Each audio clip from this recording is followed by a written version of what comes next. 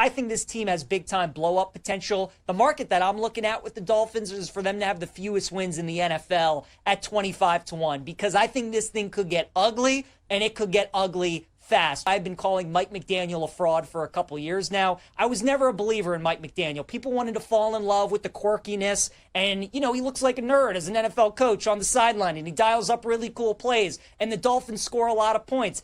But they're front runners. They beat up on the bad teams in the NFL, and they beat up on those teams at home. You get the Dolphins to play anybody good in the NFL, anybody that's better than them, especially on the road, and they can't win those games. So you look at the Dolphins' schedule, very fascinating, right? They got to open up week 1 against the Colts, who just announced Daniel Jones as their starter yesterday.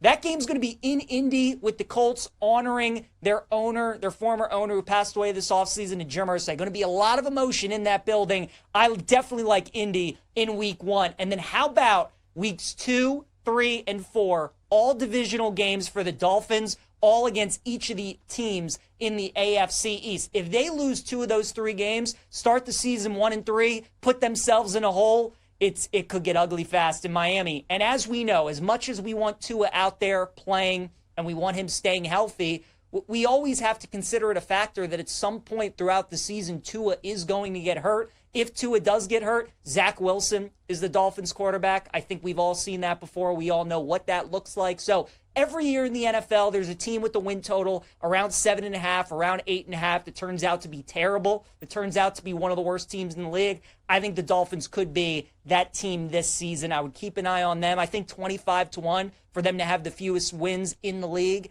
is a pretty good bet. I like that value. So very, very down on the Miami Dolphins.